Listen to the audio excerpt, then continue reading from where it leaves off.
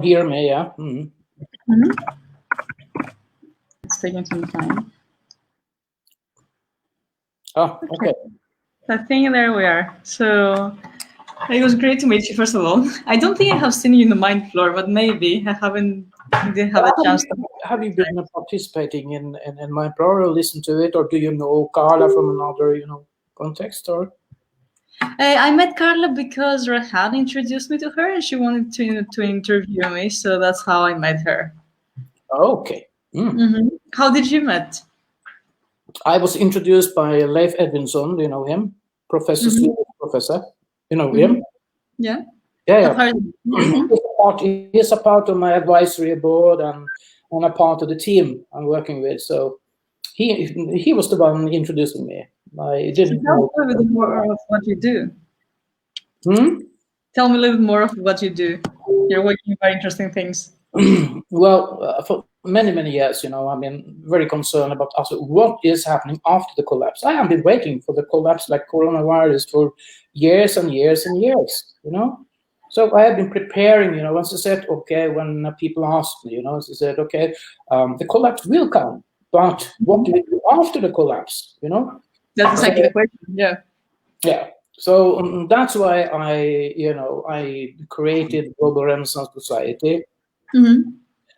Because I did understand that, okay, a future solution has to be global. It has to be a renaissance. It is a rebirth. It's a paradigm shift. And it has to be about relationships. How do we build our relationships in the future? But both virtually, digitally, and physically. So that's why I see, it's important now to build an infrastructure, both with meeting places online, and of course now it's even more important, but both virtually and also physically. I think it's extremely important to exchange values and thoughts, experiences, also face to face. I totally agree. Yeah. So that's the Italy place, because I have been searching for a place in Italy for years and years as well. Why Italy? What was the thinking behind choosing Italy? Because now it's a very interesting point. I can't explain it, but from early 20s, I knew that I someday would run or operate from or have as a base a place in Italy. And of course, I have always, and for many years been concerned about and focused on the first Renaissance. So I had a master degree in management consulting in 2004. That, of course, gave me a new ignition for the Renaissance, because then we were a week in Florence and we studied the creativity and the leadership of creativity in the first Renaissance. And that was, wow. For me, it was Gefundenespressen. And I am a Renaissance being myself. So, of course, my intention, okay, how do we put all this together? How do we put the right people together? What are the infrastructure? How do we coordinate this in a practical context? And then I understood too that I needed people that could support me, not just with their competence, because that is obvious, but also, to be honest, because I didn't have any name whatsoever. So you know how it works. So then to have a network and advisory board of international capacities, I used years in order to build that as well. And to create, to prepare for this new infrastructure. So then I said, okay, I met some professors 5 years ago from Luxembourg and Eastern Europe and the Czech Republic, and then they asked the same question: what will or how will the future university look like if we start from scratch? Because they did understand that the educational system is not, and I am a pedagogue myself, so of course that was also attractive for me to discuss. So I was a part of what was an initiative, Alliance for the Future, but it was too early. I think it was too early. When was that? Hmm? When was that? I mean, 5 years ago, maybe 2013, maybe it was. Yeah, my time passes by. I don't remember. But the point is, well, how do we create an ecosystem? Because I was sure that we have the future, both in business life and in work and in governance. We have to create ecosystem models, contradicting or as an alternative hierarchies and patriarchies and all this kind of stuff, self-organizing. Well, there are a lot of things put into it. But it's great, as I say, a macro in the micro. What is going on in this age, and how do we put that together? And to create a pedagogical background, so to say, an atmosphere, coming back to our hand, at least to have a close connection and relationship with nature. So we can play with this, as you call it, the buzzing cities and the calm and tranquil nature to call it strategic withdrawal. We need it more than ever, and now we are forced to it, to withdraw and to think about this. Surprise. Wow. So okay, that's a lot more. But if you think about it, both as I say, purpose-driven business as a driving force in future community building, because I think that the change of work and business is the driving force. Entrepreneurial spirit. It will be tremendous, yeah, for sure. Like, I don't think that the companies that they don't have a purpose, they are not purpose aligned, will survive. Actually, to tell you the truth, I think they will fall apart. Yeah, but you see already, because they haven't been preparing for a shift, a radical shift like this. Yeah, and it will be very interesting because I don't think that in humanity there was ever a time that everybody just stayed at home and reflected for one whole month. Really, I don't remember a time like that ever. This is a historical event.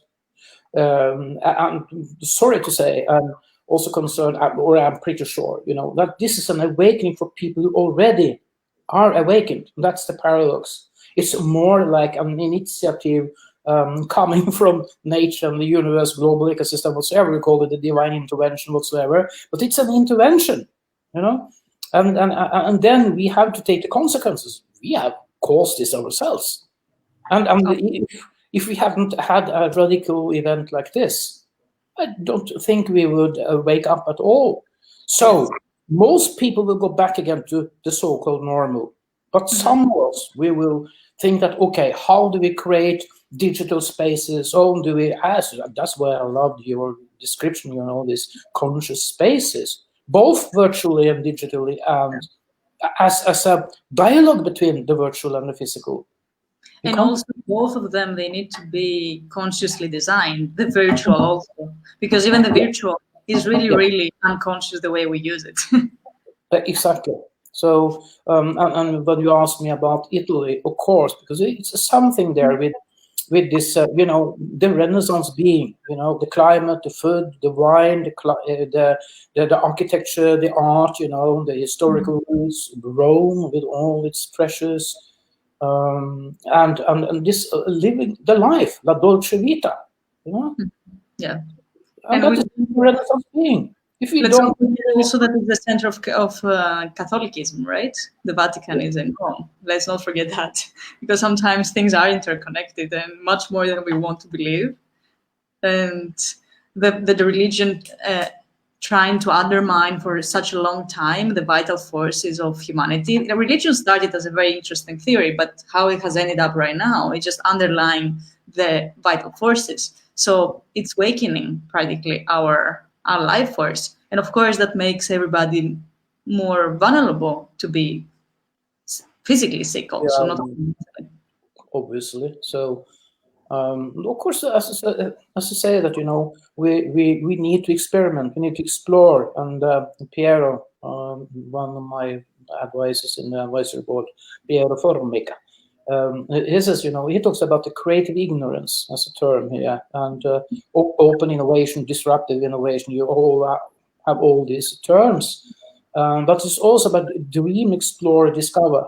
When we go into these unknowns, and that is it's a mode of starting from scratch. Really, starting from scratch is okay. Exactly. What kind of And I think society do we want? it's one of the most interesting parts right now that nobody was prepared for that. Nobody had a solution. That's So it. it's impressive to see that nobody comes out with a new political party or anything, to save the world, because nobody was prepared. They will come. I think in a month we will already see like politicians try to save the world again.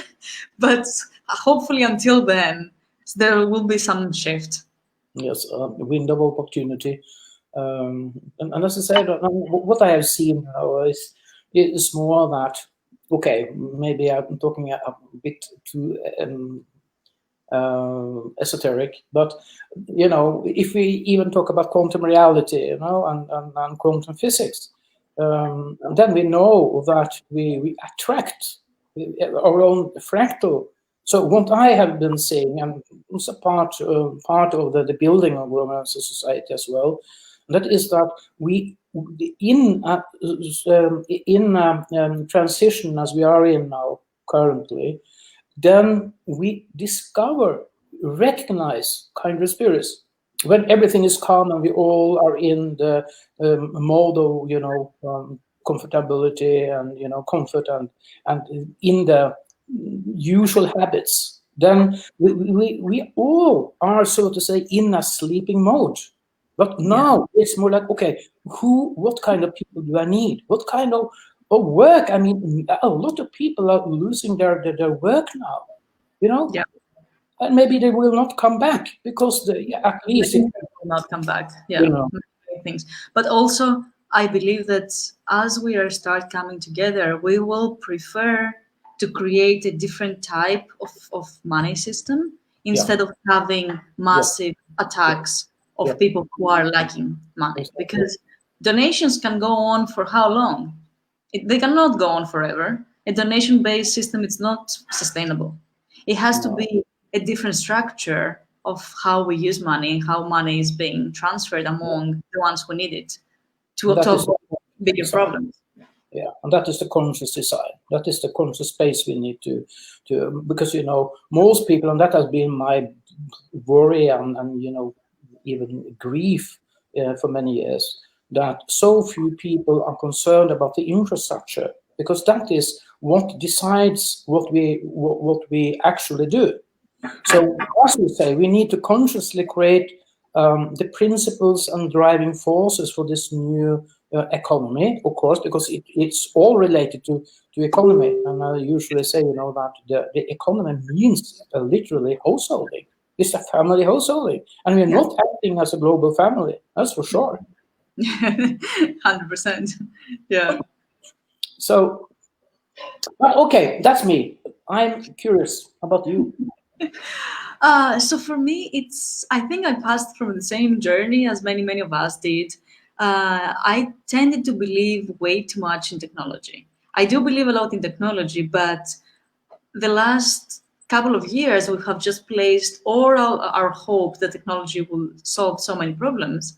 And earlier this year, like in January, through a very interesting project that we were having for a conscious space that was at some point was created in Davos during the World Economic Forum, we all realized that we need to go back into infrastructure. We need to go back to actual spaces with actual people coming to the spaces. And then you create the shifts. And then they go out and they create different technology. It cannot be the opposite. We were thinking that just that conscious technology alone, it's enough. But if you don't create the changes in the person, they cannot create different types of technology. So my background in architecture, and for some period of time I had pushed it back because I was focusing much more in my conscious path and my mindfulness practices. But lately they have started coming together very fast, and I really like the merge of what are the spaces telling us and how we can make them, first of all, flow more so we can flow more inside of them. So how can we create a space that holds us instead of being a hostile four white walls box, right? So how we can create small temples, as I like to call them, but inside our urban environments, how our own space can be a sacred space. Because then start transforming us. And the more we transform, the more we have opinion, and the more we understand what flourishes in our lives and what is stuck and needs to be changed. So for right now, I'm in the process of creating beauty, see the changes and reapply. So kind of a feedback loop. So trying to like open up blockages in every space that I am, or in every person that I am close by. So start like loosening up these knots of blocked energy that we all have created in our lives, because it still needs to start flowing. Practically, it feels with many systems that we have created, the financial itself, with the accumulation of wealth, we have been creating cancer inside our own houses, because energy cannot be blocked. By the time you block energy, it becomes a disease. But so it's interesting to see how, against the spiritual laws we have been functioning for so long, that it's kind of inevitable that we got here. It couldn't have been otherwise. It could have been even worse, actually. Yeah, and many, at least the spiritual people, and with wisdom and insight, we see this more as inevitable. The corona crisis is inevitable. It's a consequence of breaking both spiritual, human, and cosmic laws. So that has been my, because for me, the new renaissance, when we talk about the new renaissance, is about reconnecting spirit and matter. And we can define that on many levels. But of course, then we need to create environment. And as I say, with the GRS, I want to create an optimal framework, and I use the framework, consciously as well. But the framework that is safe for this new consciousness to unfold. And then we need to the masculine and the feminine here, the openness and the open-minded receptivity, and the male manifesting power, and put this together beyond genders. It is extremely important. It's not about genders, it's about a third level, a higher level of consciousness. Exactly, it's about forces. It doesn't have to do if you're a man. Like many people tend to confuse like yin only with women and yang only with men. When I know for myself personally that I have much more yang energy than yin. I do have to balance my yin, for example, even though I'm a girl, because it has nothing to do. That's it. And I think when we start to think and act that way, then we mix the energies also in a relationship, both on a professional and a romantic level. We mix the energies, and we see, it's like we do understand more and more. It's the field between us, the empty space between us. We create a third person there, and that is the person and personality and energy we share. And then it's a mix whatsoever. If the woman has more of the young energy, as you say, and vice versa, then it's mixed together. But as long as we discuss this on a gender level, on a physical level, material level, then we fail. We don't understand the evolutionary impulse there. Exactly. So, totally with you there.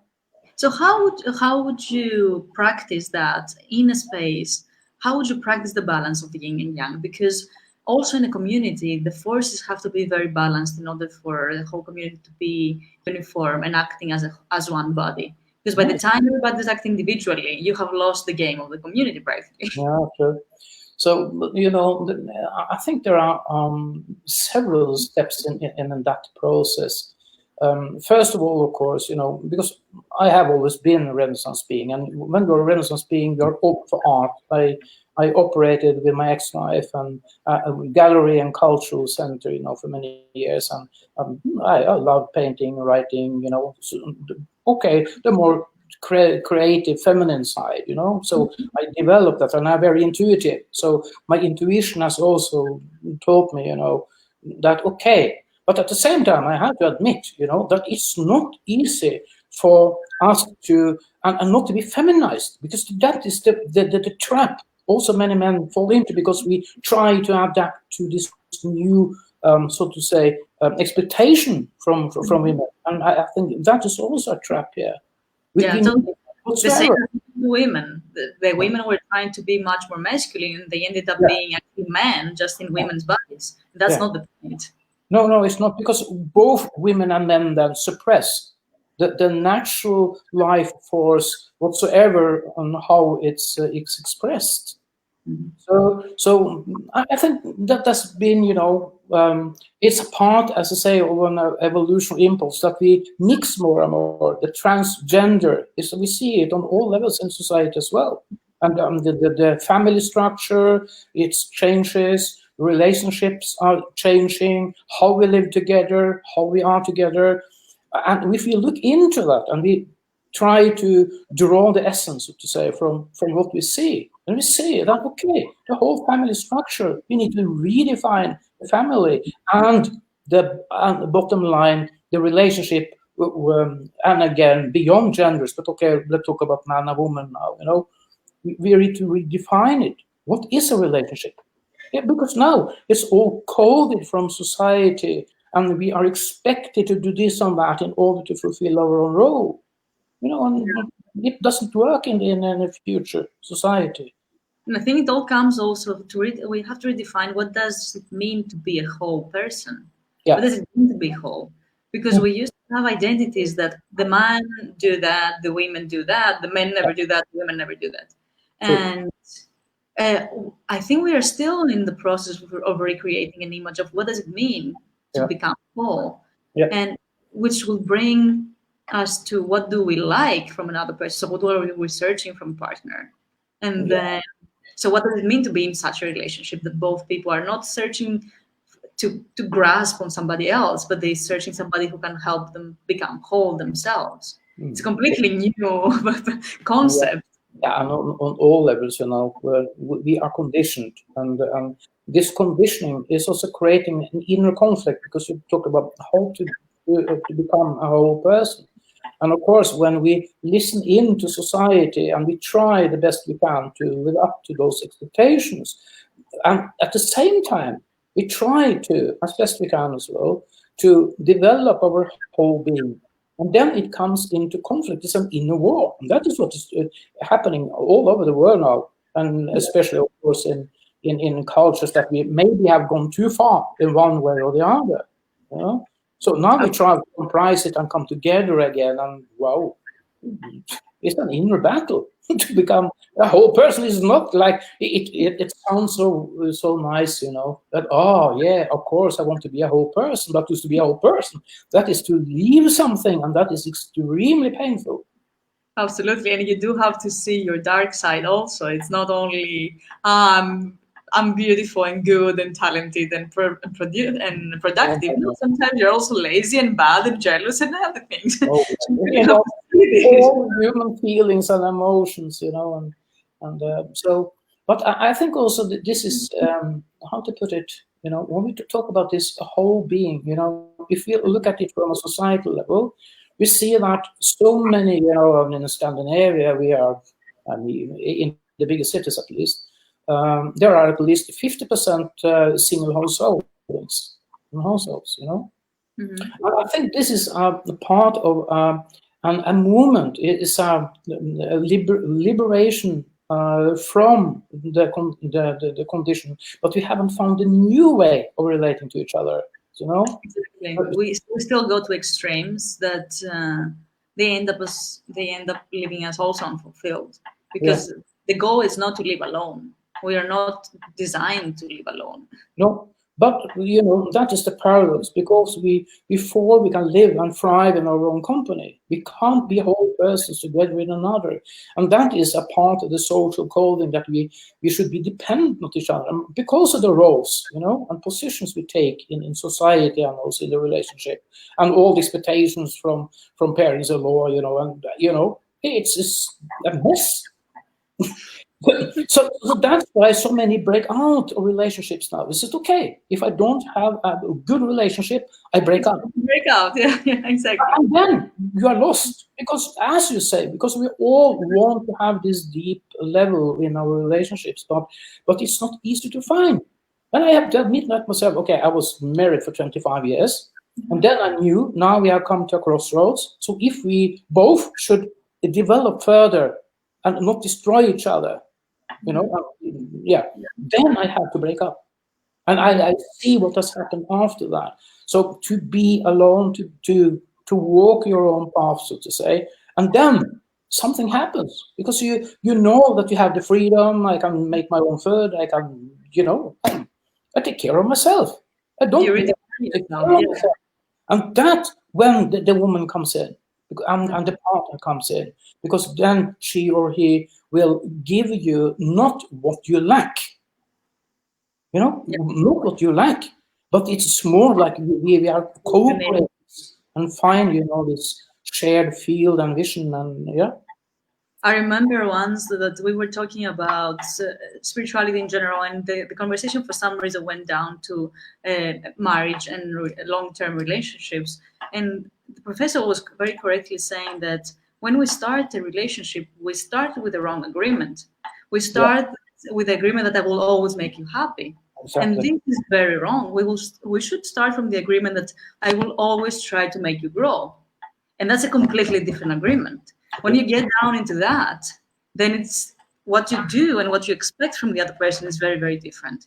Yeah. If you put down that I will always make you happy, this is by default impossible. Yeah, and we create what I operated within a system called voice dialogue many years ago. And they talk about the inner or the negative dance. We attract because we lack something. I am attracted by you and you give me what I lack. But when you have given me what I lack, then I get bored because I know what you could give me. But from there, we don't have anything to develop together, and then it's over. Exactly.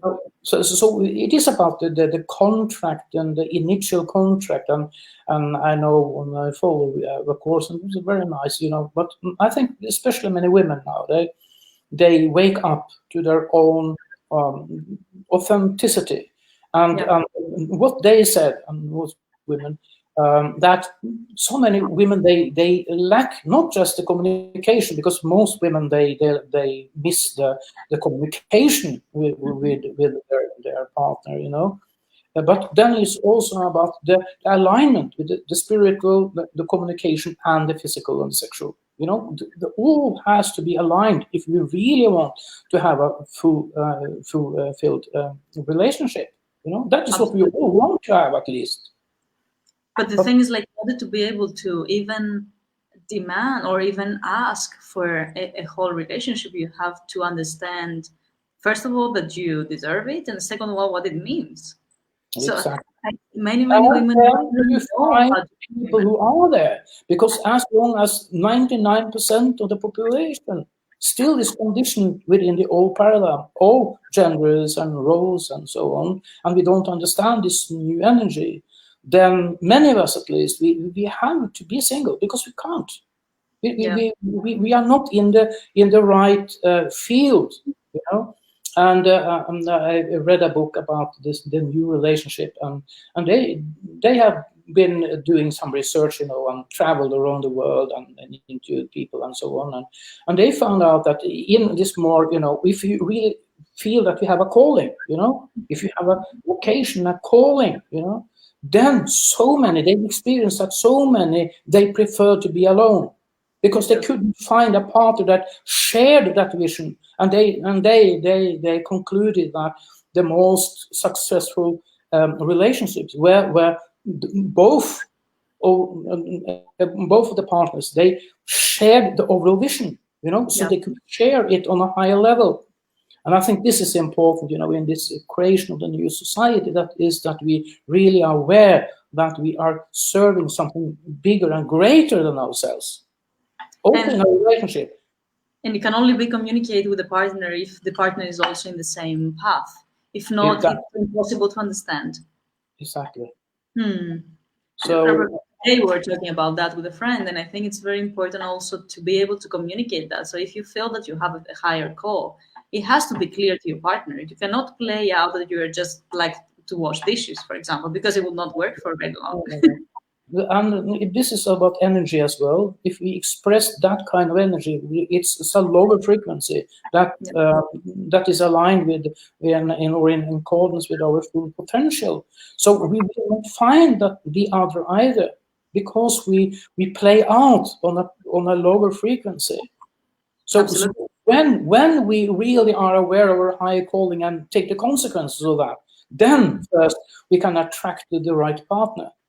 Absolutely. So it's And sorry, please go on. no, come on. No, and I think that we cannot start looking at the bigger picture of global awakening if we don't start from our personal awakening. So many times we tend to think very far. I personally believe because it looks easier.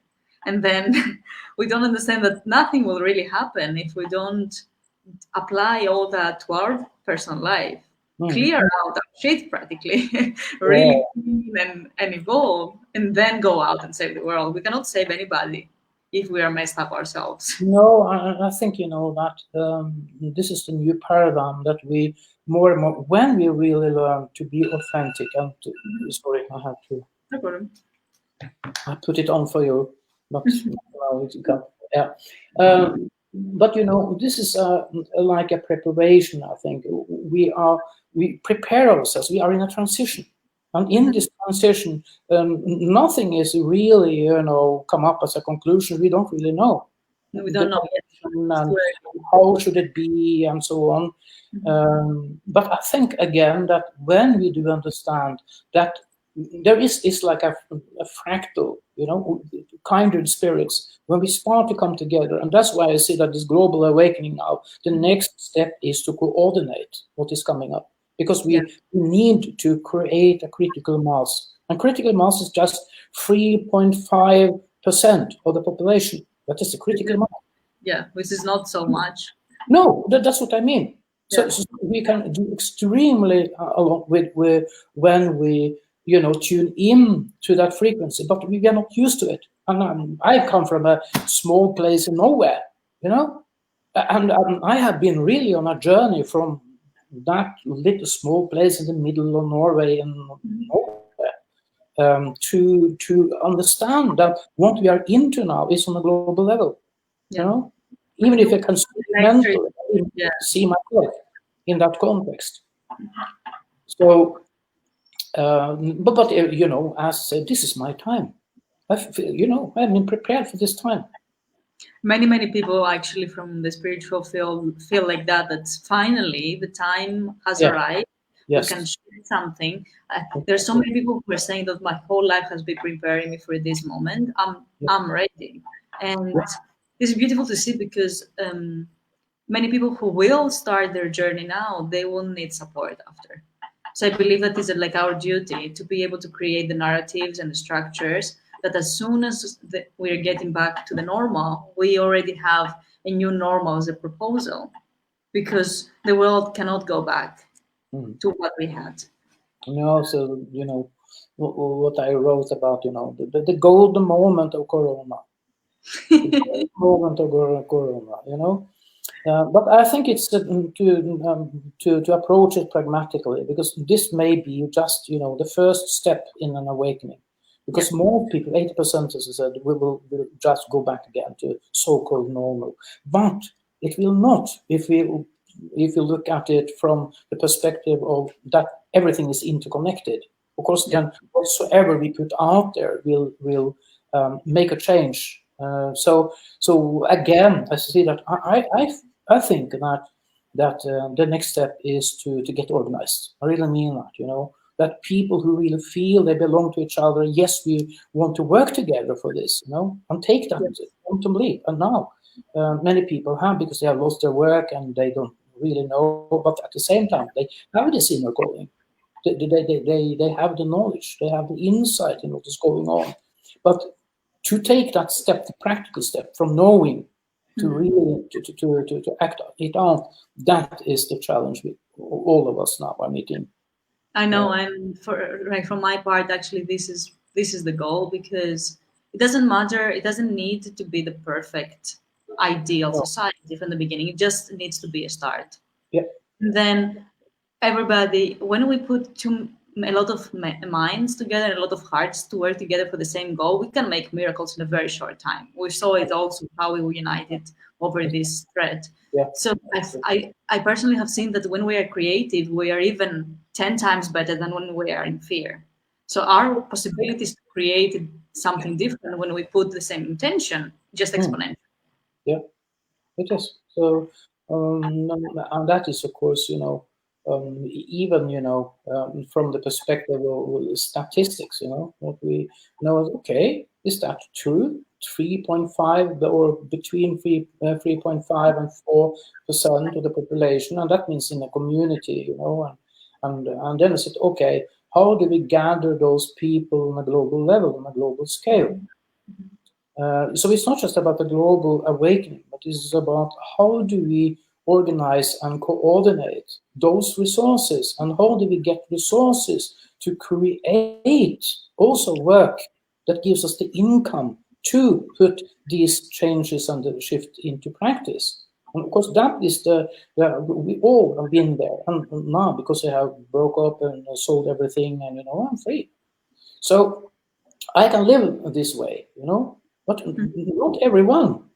So that's why I said, okay, that is my purpose, that is my destiny, so to say. To say, okay, but we need to prepare for it. We need to organize it. We need to get the resources we all need, and not the least. I mean, I'm not sure if you have children, but if you have children, and then we need to take care of the nearest and the closest. Of course we do. I can do whatsoever I want. That's my privilege. Yeah, absolutely. I'm in the same place, but that was a choice because I was realizing that the world was just, it's not ready for me to commit to something that we haven't defined yet. So I prefer to be dedicated to something that we can define right now. And the only thing that starts to appearing that is the closer to us is to redefine society and how we live. And from that, you can start talking about everything else for me. It's like, what is your base? What is your home? And by home, meaning can be any place on earth. I really believe in a global home. I don't believe that you have to be in one country or that you have to stay even long in one country. But you do have to have this feeling that you are held and that you can grow somewhere. True. So, this is, when you mention that, we talk about economy and technology. Of course, we have the resources now, we have the competence to create this kind of society if we just start with the right people. And at the same time, it's what you said, I lost it, but to gather the resources, and Peter Diamandis in Singularity University says, if we have people, competence, technology, and capital, everything is possible. I think that is the attitude we need. But then it's to follow. We say follow your heart, and that can be misunderstood very much, because it's not about following your feelings. That can be a disaster. We all know. But still, to listen to their heart is to follow the inner voice and to be sure that, okay, this is my inner voice. It's not just that I try to fool myself. It is really true. And then we start to coming home, the family householding, that is the economy. So we return to that way of thinking and organizing, creating. When we talk about creating a conscious space, a conscious space is full of the right energy as well. With people who are attracted to each other, work together, create something together. That is coming home. And that is for me, when I mentioned Italy, I always felt at home. I feel more at home in Italy than in Norway. Even here in Portugal, I love being here, because I hate snow and cold and darkness. And wow, I wish. So this is a privilege for me to stay here now. But my soul somehow, and sometimes we can't explain it. My soul belongs to Italy. Okay. And you can talk about the political system and the mafia and whatsoever. And I said, okay, I don't care.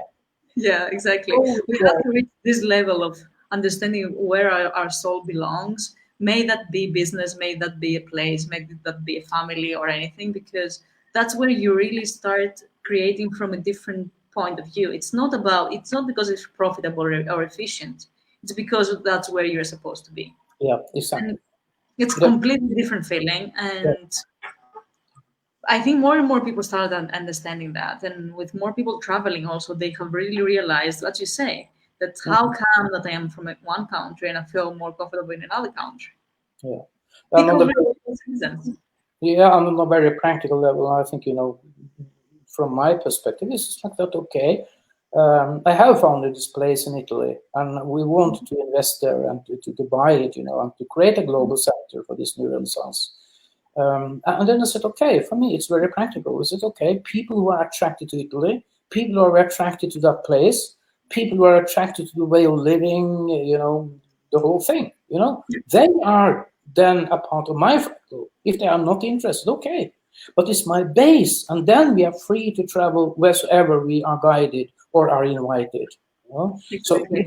So this interchange between a base, and a home, as a base as a home, or a home as a base, and then the whole globe is my home. So it's okay.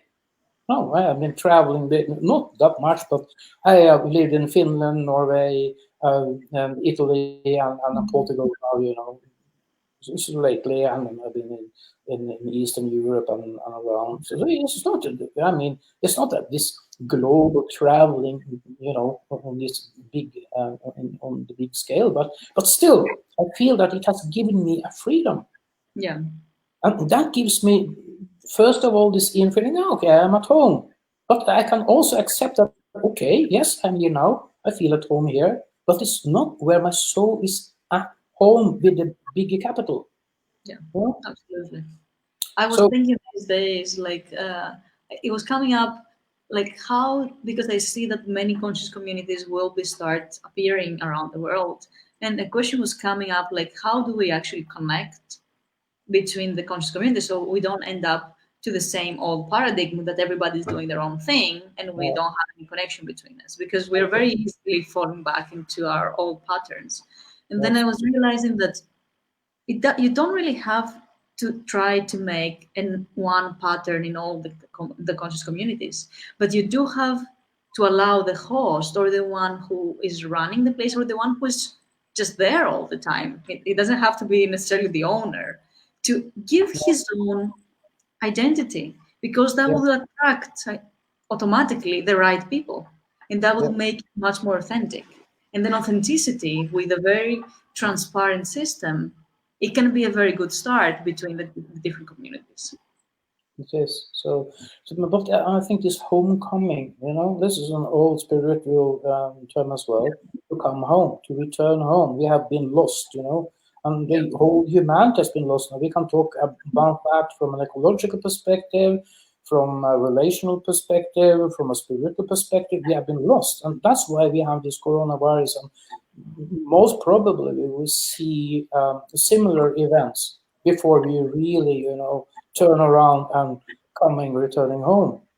But we need really to define and redefine what is to be at home. Many people say, yeah, but it's the same where I am, because I'm feeling at home wheresoever because I'm holding myself. Okay, that's a start. But if you want to think practically, we need to come together and create, small communities working together. Creating something together. Whatsoever the vision or mission should be, we share the mission or the vision. So for me, it's very practical, but it's practical from a spiritual perspective. This is okay. The right people have to come together. Otherwise, it's a disaster. We can learn from it, but I hope not to get together with the wrong people, because I have some experiences. So I think this, that's why I contemplated for some months ago, I think, and then suddenly, because I had read an article, about the long-term communities, how they are created. The research shows that the long-term communities, they are always built from the base of two meeting each other on a deep level. It's the glue, and from there, because the foundation is so strong. So that's just what suddenly struck me, that okay, why don't we use more of this? You talked about the conscious, the conscious pairing. Yeah, and that means on a professional level, because when we are falling in love and so on, and that's okay, but on a professional level as well. to consciously pair. Says, okay, who do I want to work with? Whatsoever. I mean, get rid of background and education and whatsoever environment here and now. Who are the person I really want to work with? We start from there, and then you start the team building from. It's like the flow of life. Exactly. And then we create these small communities, and then we can start, as I say, the role models to create this conscious spaces as role models, because we can't change anyone who are not interested in changing. Of course It's not. possible. But I think that, like, also many times people don't realize that something can exist unless you have it real. So I have been observing that for a big part of the society that have never experienced, for example, an ashram, or they have never experienced a gathering or a shamanic gathering or things like that, it's very, very difficult even to explain what a conscious space means. They don't have the concept at all in their minds. No. Sometimes we need the example for people to understand also. Yeah. So, and that has been perspective, and inspiration when I developed, the concept of GRS, and that is that I saw that, because I have a spiritual background, okay, but I saw these ashrams and the spiritual esoteric communities, and said, okay, but it doesn't happen anything. It's a gathering there, and then you withdraw from society. I said, okay, that's not, at least for me, it's not enough. I wanted to see a future society that combines, as I say, spirit and matter, and the physical and the spiritual. But then we can't, and I see also on the other side, you see the eco villages and people who are very into the climate changes and so on. But whatsoever, the new renaissance is about the holistic perspective. We are not one or the other. So what is it? Okay, but if we relate this to everyday life and work, what kind of community do we then create? It's not withdrawing from society, it's to serve society. And on the other hand, we know that, yes, we know to have the spiritual perspective and understanding, but in a practical way. So how do we do with all this, so consciousness and conscious spaces, all that, as Jung talks about, to gathering all the aspects in your psyche, you purify yourself until every aspect of you, they are gathered together, and what I call the living focus. It's a focus, and focus is the fireplace in the householding. It means literally the fireplace. So that is the fire that ignites me. I'm at home, and I have purified myself, so I'm living authentically. And of course, for doing that, I need other people. Yes. Absolutely. The support from others is very, very important. And the support from the right people and the right practice is very important. But by the time the intentions are correct, these things just appear. It's very interesting how what we call a spiritual business works, because you don't need to force things anymore. By the time you work on what you're supposed to work and everybody's doing that, just things come together. But I'm very impatient. I have to do it. I usually say that I'm not a very patient man, but I'm extremely perseverant. Yeah. So, of course, that is the battle, that we are impatient and we try to push and pull, and it doesn't work. So, yes, I know very much about the patience and lack of patience and the timing and the focus and the purification, We all have to walk that path. Yeah. And I think that is also about the relationships, both in a community and just starting, as I say, with the conscious pairing. Because I think most people, we are, applying for work, we are applying for a job, and we prepare ourselves for a career that is not fitted for the future. So we really to start from scratch. And that's why I believe in this conscious pairing. It's okay, because that is totally voluntarily. It's up to each one to find that other person they really can work together with, And of course, this is also important because we see so often that people with a vocation are always tempted when they meet and they fall in love. It's It has happened all the time. Whatsoever calling, if it's political, social, spiritual, if we are not very, very conscious, and you fall in love, then it can destroy the whole vocation, and then we sit there, That is the okay. It doesn't seem very romantic, maybe, but I think this is just a part of the discipline, and we need to build in this discipline and to find out, okay, where am I? Who am I? And who am I here in order to serve and to co-create with? Yeah, absolutely.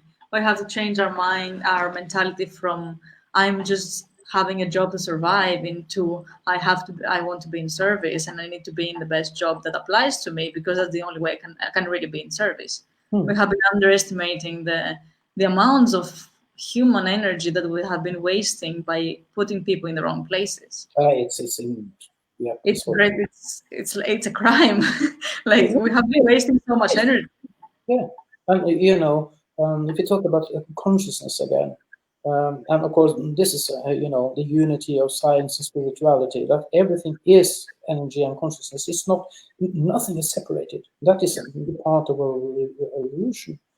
So I think that when we really do understand that everything is really, literally interconnected and interdependent, then something will happen also in regard to what we are discussing here now. And I think that's exactly what Corona is showing us, that we cannot close borders and believe that we are safe anymore. But see then how we really need to redefine and find a new mindset, both on a societal level, global level, individual level. It affects absolutely everything. That's why I call this a cosmic shift. As I also said, it was like in a meditation, this is a cosmic shift. Exactly. It's also very interesting to understand that, like, it's exactly the same. We tended to believe that if I am in a bad condition, psychological or physical, it's not your problem, even if I don't affect you. But right now, with this virus, it's like I might have been in the same space 2 hours ago, and I can still affect you because that's how energy works. It's not I am bad and you're good next to me and we don't affect each other. Our energies automatically will go into an average, or depending the strength of the person, would go either lower or higher according to who can merge, has the bigger field, right? So we have to realize that it's our personal responsibility to be the best that we can, the healthier that we can. Yeah, and what I should say now, is, as I said, if we know that everything is interconnected and it's just one consciousness, so every consciousness on an individual level is the same material as the whole consciousness. So it's like we emerge from the same consciousness, even, and then we go back again. So we are in interaction with the whole consciousness, and then when we listen into that consciousness, we all listen into the same collective intelligence and consciousness. So then we start to act. We find our own authentic life. We talk about the life force. We enact, as you say, I run this running with rules. Maybe you have read that book. I'm not sure. But it is about women running with the rules. And it's about the wild nature and to unfold the wild nature, the natural forces within ourselves. When we do that, we listen to that, and that is to go inwardly as well. That is the paradox, of course. It's not outside us. But then when I listen to that inner voice, really listen to that inner voice is at the same time the overall consciousness that guides and gives information to every human life on this planet. And if you look from that up, then we all will more and more fall into place because we live authentically. We purify ourselves. We reprogram ourselves.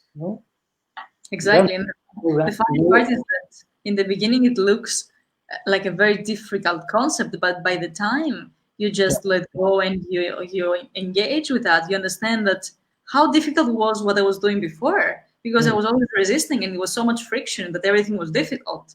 And by the time you let go, just everything happens, and you feel that you're in the right place. And I think that's what we can hope of in the new humanity, that nobody really feels that his life is getting wasted and he doesn't know what he's supposed to do in this planet. So everybody has a reason. If not, they wouldn't have been born. I'm saying, like, the earth is not using energy to make a person if they don't have a role up here. Exactly. So, when we really listen into that, when we all release and unleash our own inner creativity, then it's also affecting the economy, because we start to redefine the values and the driving forces for the economy, because economy then, as global householding and connected with the soul, will then start to distribute the resources, the talents, the skills in another way. But we know that when I listen to myself, because I don't need to know everything, but I have the inner knowing, and that the inner knowing comes from listening to that common shared consciousness, overall consciousness. And that is what we're not doing now. That's why we have the separation, the dualistic thinking. That's why we have, the national interests and the fragmentation, all this kind of stuff, because we think this or that. When this and that is dissolved, what then? It's everything is there. When we used to say, remember that we are both Hitler and Christ at the same time. Yeah, absolutely. We can't avoid that, and that is very unpleasant. It is totally. I'm in the same room, and then we talk about the religion. I have, I imagine, so they have like Christ there, and you have Buddha, Muhammad, Krishna, who's there. You have the devil there. You have the Hitler, and you have. Can you imagine in the same room? But that is, if you really take this totally out, it's the truth. And of course, then we really need to work both on the dark side, because it's there, okay, it's a part of me, and also the light. Absolutely. You cannot avoid one, because you will avoid the other at the same time. The more you're avoiding the dark, you're going to be avoiding the light. That's how it goes, unfortunately. I don't like it. So thank you so much. My God, of course, I want to be a good boy. I mean, badass is sometimes much funnier, but okay. I mean, how to relate to this new, because this is really a new mind. It's not just a new mindset, it's a new heart set. Yeah, it's a new heart set. That's a very correct way to say. We have to give a break to our brains also, because we have been overworking them and they are crashing, and it's normal. We have been burning out our brains practically. Everything else is just sitting on a chair. So we better start really working the parts that need to work also, and allow them to do their own role, to take their own role in our lives, not only the brain. And that is all, again, the approach in between the male and the feminine, again, the opposite or the paradoxes, that we learn to live with paradoxes. So, because I also say that, without, even if we talk about this unity, oneness, and everything is entangled and so on, of course, in our dimension, what I call the creative tension, without creative tension, nothing will happen. We will all be sitting there and just looking at each other and maybe enjoying it or not. or nothing will happen. I'm so very happy for the so-called conflicted relationships, because they, whatsoever, it's not boring, at least, Absolutely. And just today I was seeing a video about the proof of science that if we have a cell, and this cell, it doesn't only need to be out of depression. So like ourselves, we don't only have to remove depression from our lives, we also have to infuse with creativity and joy. If not, we are in point zero. So in order to grow, you also need the positive, not just remain without any bad interference. That's not enough. No.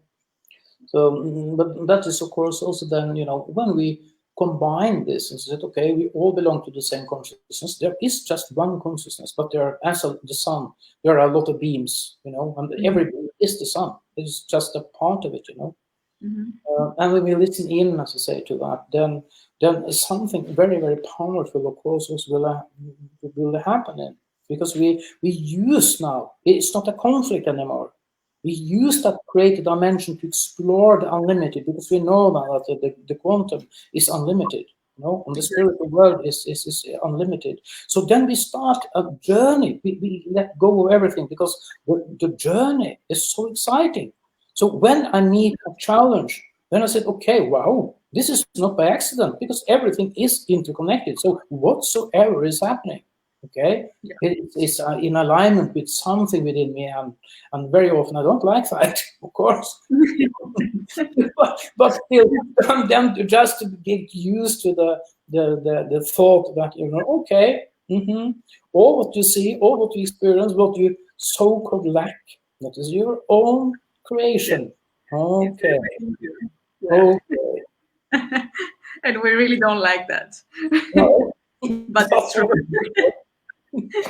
But I do understand, I accept, I have surrendered, said, okay, I can be pissed off, sorry, but often, but I said, okay, because it's better to also to unleash the anger and the frustration and, the suppressed energy. And then said, okay, I'm open, okay, I see that this is not the best, but to suppress it is even worse. Yeah, exactly. We have to embrace our humanity. That's what I feel, and I think that goes also into a level of our bodies. We have been criminalized our human nature. That is the bad, it's the lower, it's the everything. So, but why we don't try to elevate it. So for me, we wouldn't have a body if we don't need to work with it. We would be just a drop of consciousness, but we are not. We do have a physical body. So this physical body, for some reason, is here. Yeah, right. So it's our vehicle, and we need to take care of that. And I think that is, it's a privilege if we really think about that. If there are a lot of dimensions, you say that, okay, there are a lot of dimensions, and there are intelligences on other levels and dimensions, then it's a privilege to be a human. Because we are here because we are then an expression of this total consciousness, and we are expressed and informed as human beings. And then, okay, then I have a purpose here. I have a task, okay? And whatsoever we talk about karma or whatsoever, the sins of the forefathers, okay. I call that my raw material, my background, my upbringing, my experiences. It's just raw material. Yeah. It's the resources I was given, and I can hate it, but still, I can't change that, So, yeah, okay, but so I think that is the inner transformation we all are called to do, and to find that on the one hand it's like the dark hole, but on the other is the white hole. Yeah. And then we carry both. And some people they carry a lot more of burdens and challenges, but at the same time, if you look at it from conscious and spiritual level, then okay, then you're strong enough. Whatsoever it seems that you are a loser, or you are living a miserable life, but this is okay. Okay, in the whole perspective, you are unique whatsoever.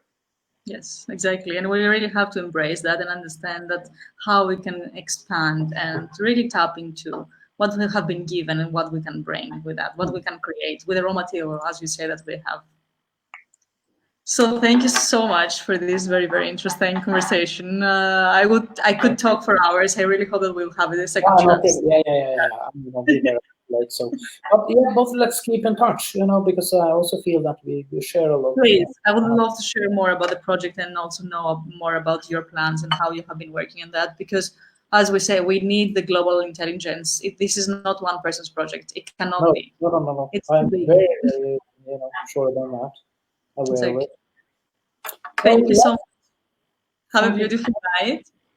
And we talk soon. Bye. Bye.